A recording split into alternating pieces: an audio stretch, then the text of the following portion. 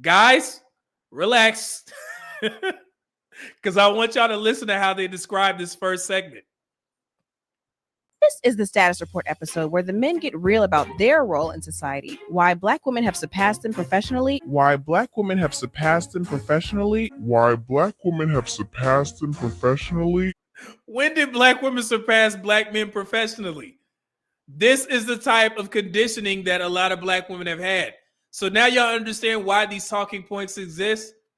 Who said that Black women surpass Black men professionally? And then the same conversation about dating down. Didn't we just hear that?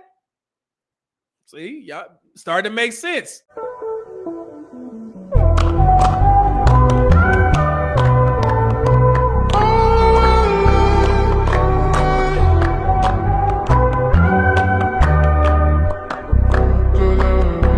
how that dynamic affects our romantic relationships.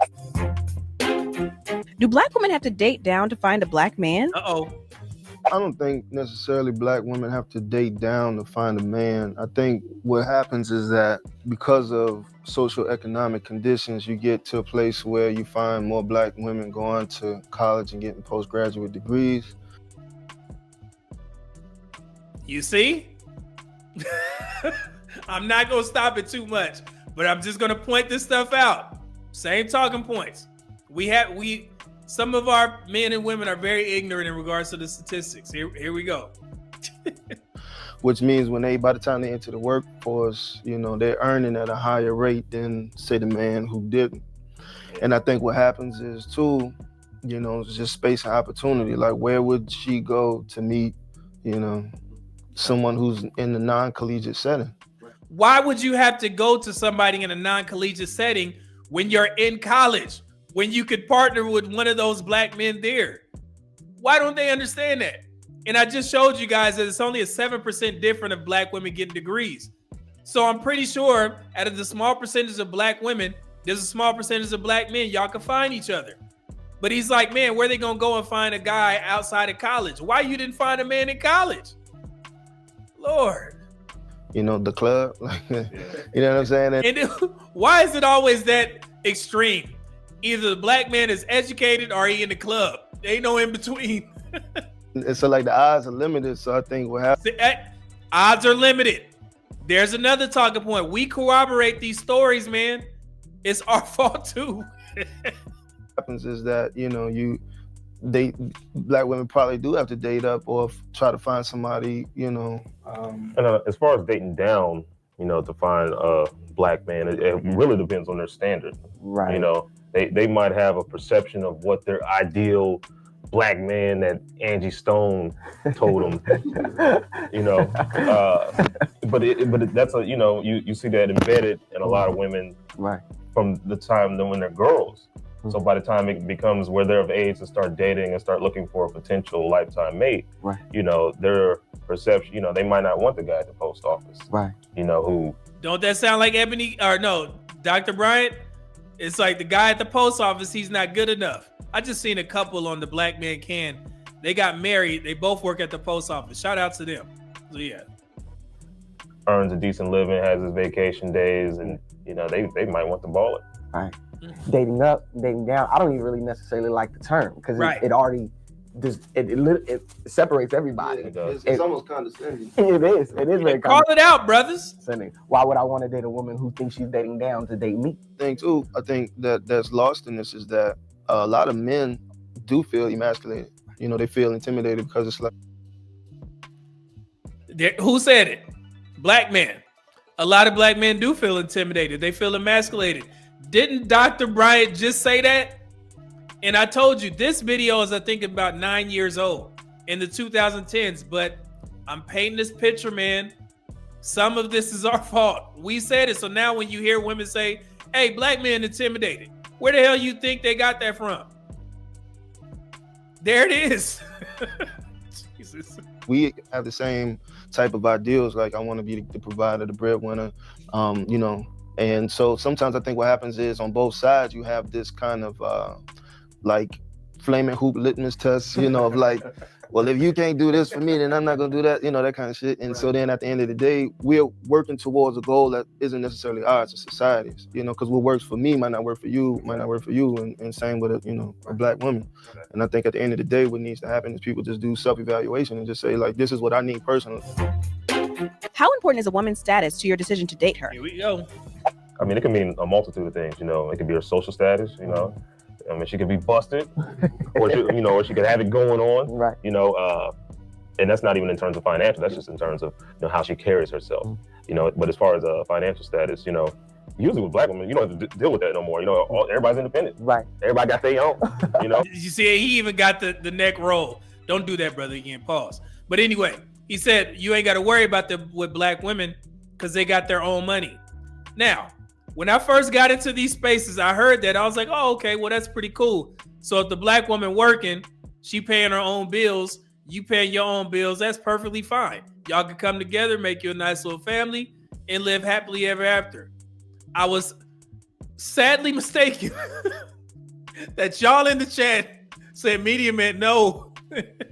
These women are working full-time jobs, bringing in upwards 80K or more, but they still want the man to pay for all their bills while they work. I was like, wait a minute. So you mean to tell me a woman is working a 9 to 5, 40 hours a week, making her own money, you working 40 hours a week, making your money, but she wants you to pay for your house and her house. And this is in the courting process. Everybody in the chat was like, yes. Yes. Yes. I was like, hold on. This can't work. So he was under the impression like, well, yeah, everybody is independent. So they're going to just pay all their own. No, man. That's not what they're saying. So, yeah. Thank you guys for educating this old man. I was like, wait, hold on. That don't make no sense. Seriously. But I will say to that point, though, the quest for independence sometimes leads to, you know, to use the athletic term, a stiff arm. You know what I'm saying? Where it's like, you know, it's almost, and this is my opinion, but I feel like it's almost schizophrenic in a sense where it's like, you still have this want and need for a man to be a protector, provider, you know, open doors, and you know, you can't be like, yo, so you're independent, let's go Dutch, or you independent, you treating me this first date, you know what I'm saying? Like that's not gonna happen. So it's almost like, at what point does the independence lead into codependence? They want it when it's convenient, and I learned that from these spaces as well. They want to be able to play the background, have all the privileges of men, but still be able to say, I'm not paying for first dates and foolery like that. Where it's like, I need you as much as you need me. Before I was married, like, I go to a club and it'll be a turn on, because it's like, okay, you don't want me to buy your drink, or you do? Like, what the fuck? Like, you know, you don't want me to talk to you, or you do? Like, you know, like so even nowadays, like, you know, I'm glad I'm out of it, because I wouldn't know. And I think that does lend to some dudes like dating outside their race, because I heard a lot of, now my wife is black, but I heard a lot of dudes, my partner, saying like, you know, it's just too much baggage to get past. In terms of status, you know, if you meet a chick who, I can buy my own drink, you know, they can put on the bucket list. Right, you know? right. Well, I mean, and if so that brother in the middle, he's still under the impression that if a woman is working, she gonna pay for everything herself. Shout out to Theo Coop, man. He had me dying laughing. I was getting ready for this show. If you guys haven't watched it yet, Theo Coop just put together a video compilation of women begging for money on social media from dudes. It was crazy. And I was like, man, I can't believe the audacity for you to come on here and call a man broke, but you asking him for money. Go to Theo's page after this and watch the video. It is nuts. I was like, wow. you can buy her own drink, you have to ask yourself the question, like, what does she need you for? Like, it feels like men are just an accessory as opposed to just being the codependent. So let me ask you this, to be asking yourself, what does this woman need me for? A lot of guys, I think, fill in those gaps with the wrong shit. So it's like, well, okay, if she doesn't need me financially, then I'll just be the protector. So then they go out and try to find situations or create situations where they boss up and, you know, try to be... Or be an emergency dick in the glass. Right, basically. Yeah, and you being real about that. Yeah, I'm going to just be weenie and leave. I mean, you could just do that. If she don't need you, like I said, you take women for what they say, man. If you don't need a man, but you want weenie, then you need to, as a man, you need to happily oblige. Don't try and change your mind. or something. And I just think it leads to the degradation of the home, because it's like nobody knows where they stand anymore. Right. Is the idea of Black love or a strong Black family antiquated? I don't feel like the idea or the notion that strong Black love is antiquated or Black family love is antiquated. I feel like, if anything, it's like a renaissance happening right now, where Black is beautiful again. Kendrick to Pimp a Butterfly, D'Angelo Black Messiah. It's like Black love is sexy. And I personally aspire to hold a woman in the same regard who has as deep of a melanin as I do. But it seems to be difficult for a brother like me. I'm single. And like the higher that I go in my education, it seems like Black women, I think that I'm too good for them. And all of the women of other ethnicities and nationalities are interested in me. But my focus is on the sisters. You hear what he said? Same conversation. As he increases his wealth, I assume, he said the Black woman not interested in him, the Black woman he interested, not interested in him, but the other races of women are. There it is. I think that I'm only interested in others because of my status, which is frustrating because I want some Black love too. And that's the worst part too. If they assume that you're into different nationalities, different ethnicities, you know what I'm saying? They're already cutting themselves short. Already. So if Black love is, antiquated or, deteriorating, I can point the finger. Is it hard for upwardly mobile men to find quality women? Here we go. Upwardly mobile men probably run into the same issues as, people who are looking for something but limit their options. Because, and I think partly due to the fact of time constraints, like if you're busy all the time because you always grinding or you're always doing what you want, the only places I feel that you're gonna meet somebody is either in the workplace, in that field, or in the club when you go to relax and play.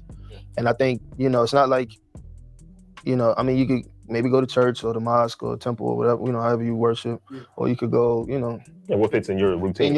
Right. But, again, it's like, if you work in 18 hours, your routine might just be going to 24-hour fitness and seeing who's there. Right. But then you get labeled thirsty. Right. Because on the treadmill. I guess they was having the same issue in the gym back then as y'all are now. Okay. Yeah, you're right, because you rubbernecking like, I only got 25 minutes. Right. You musty and stuff, trying to holler, speak game. So I don't know. I think it does make it difficult, but I think that's equal on both sides. So I think, and if you're a very, very busy person, you just have to come to grips with reality that you're going to get someone where they fit in. Right. That's just the way of the world, unless you find a housewife. Who's someone who likes to be dormant at home. Right. But, if you're on the go, you probably don't want that. And even more so, where you going to find her? If she loves to be at the house, she probably in the house. Or she can be in the club. Or in the club. A man like you. Right. Well, I personally like the sisters in the library or the Starbucks coffee shop. So, but, But that's what I'm saying. That's my point. If you busy and you got downtime and you're trying to relax, it's almost like the Serengeti. You know what I'm saying? It's like there are women who will be like, I'm going to this club because this type of man goes there, and that's the type of man that's gonna let me sit up and watch Netflix. Hey, yo, let me ask a quick question to the single men and women. Y'all still go to the club like that? Like y'all, you know what I'm saying? Like get dressed and I was young. Yeah, it was like, man, Friday here, we got to get dressed and we got to hit that damn club. Do y'all still do that? I don't know. I've heard a lot of back and forth about, club culture being dead right now, but yeah, I always wondered that. So Malik said no. Okay, it's dead. Roddy C said no. Oh, okay. I stopped going to the club in my early 20s. Okay. Good women don't go to the clubs. Okay. It's going to be even more dead when Grand Theft Auto come out. Ain't gonna be no brothers outside.